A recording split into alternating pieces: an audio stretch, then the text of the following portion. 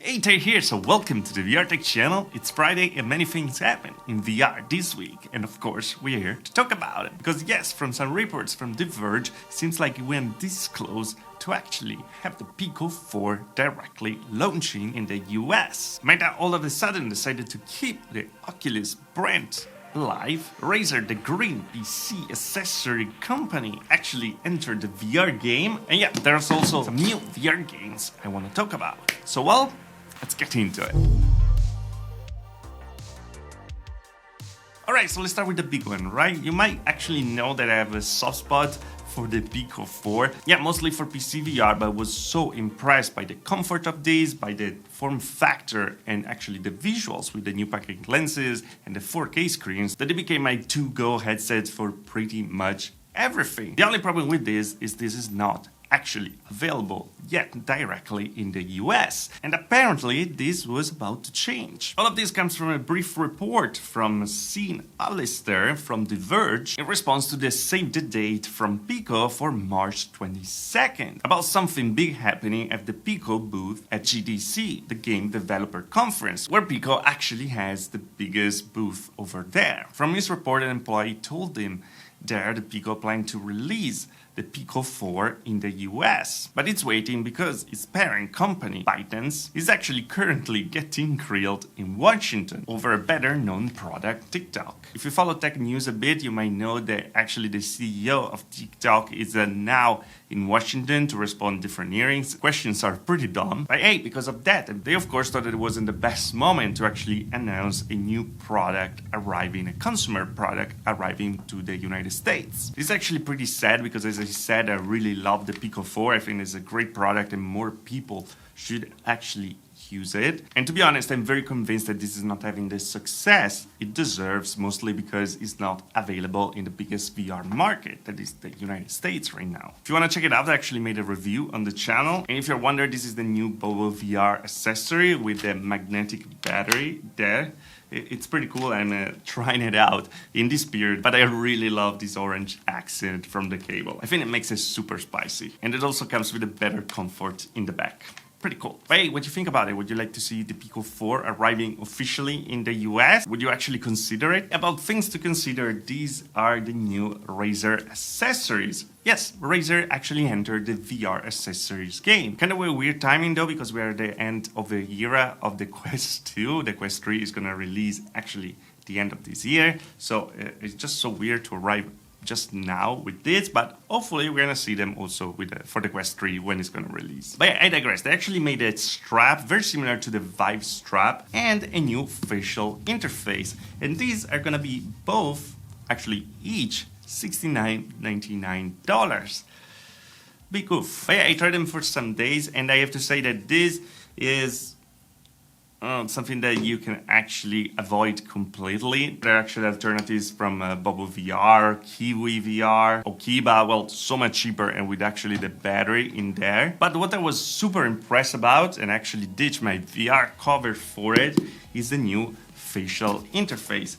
This thing is absolutely incredible. It's actually a weird material, like a silicone, but it's very, very soft and doesn't get as sticky as other silicone covers out there. Fits very, very well on my face, actually blocks completely the light. But yeah, the only thing, if you have a dog or in a dusty place, it's gonna attract every debris out there. But yeah, so far I'm very impressed with this. It's gonna be my facial interface going forward for the Quest 2. It's not removable, by the way. You can just is the entire thing together. But yeah, this might be the best strap out there, but it's really, really, really expensive. The best facial interface, yes, but again, it's very hard to recommend because of the price. I love seeing Razer entering the VR accessories market. But yeah, hopefully for the Quest 3, we're gonna see something cheaper and hopefully earlier as well. Gotta leave the links in the description below, by the way. Alright, and this is very particular and unexpected because, you know, Meta is trying to ditch completely the Oculus brand from pretty long right now. The Oculus Quest 2 became the Meta Quest 2. Everything Oculus is now Meta. But apparently after years trying to kill the brand, they decided to actually keep it for something. Because now all the games produced, helped to be published by Meta are gonna go under the Oculus umbrella, the Oculus Publishing. This is gonna include their first parties like Beat Saber from Beat Game, Asgard Vrat from Sanzuro Games, Lonhiko from Ready at Dawn, Onward from Dunport Interactive, Population 1 by Beatbox VR, and Supernatural by Within. Adding to that the third parties that actually collaborated with the Oculus to bring their games like Among Us, Bone Lab, The Walking Dead Sentence Sinners, and Blade and Sorcery Nomad. There's actually something very interesting about games because it seems like they're holding back 110 games to be then released in the next years, and it seems like they're holding everything for the launch of the Quest 3 to have the biggest lineup ever. I can't really wait to see what they're gonna bring to the market, because lately I'm actually replaying all big games like Asgard Vrat or Lonhiko 2. I'm trying to finish them, and man, Oculus was really into something for the quality of those games. They're really fun and well made, so if you have a PC, please check them out because they really deserve to be played. And to me, it will be great to see those games like Asgard Vrat or Lonhiko arriving also on Steam VR. I don't think that is gonna happen. Luckily, there's Revive to play some of them, but some actually don't work. But yeah, those are gems, they deserve to be played. And talking about gems and actually ditching a lot of my time playing, well, 2 days ago, Ghost of Tabor actually released, and yeah, I need help, I'm addicted. This is a first extraction shooter in VR. Let's be honest, it's junky AF. The movements are weird, grabbing things is very weird, the positioning of the rifle there in front is absolutely awful because you can't grab anything from your chest even if the games want you to. But the atmosphere, the gameplay is just super fun.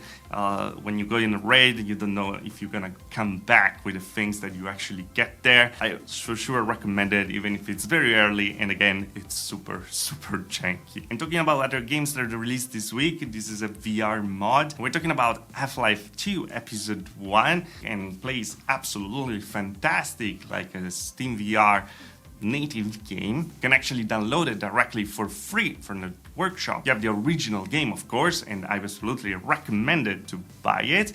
And episode 2 is gonna actually arrive on April 6th. So I'm super ready for that because I never played episode 2. I actually started my Half-Life 2 era with episode 1. Then I played for the first time Half-Life 2 in VR. Now I'm replaying episode 1 and I'm gonna play episode 2. So my 20 years late journey is actually gonna finish soon. I'm talking about something that hopefully is gonna start soon, is the Resident Evil 4 Remake VR mod. Resident Evil 4 Remake has just launched today, and Predog, the creator of Resident Evil 2, Resident Evil 3, Resident Evil Village, Resident Evil 7 Biohazard VR mods, is actually already working on it. I actually play Resident Evil 2, Resident Evil Village with their mods completely from start to finish. I can't wait to play this one as well. Because yeah, I'm not gonna play it if not in VR. But that was all, guys. This was happened in VR this week. I hope you enjoyed the week because it was pretty full of things happening, and hopefully we're gonna see the Pico 4 soon also in the US because it has a great price, it's a great product, and for PC VR as well is just fantastic. So I really recommend it in case if it's gonna arrive. So far though, here's all. Enjoy your weekend. As always, if you liked the video, like. If you didn't like the video, like. Subscribe to the channel for more VR tech. If you really love the channel, join the button on there. On further, also the Patreon. Thanks to the Patreon, join the channel, of course. And I see you guys in the next video. Thanks for watching. Ciao.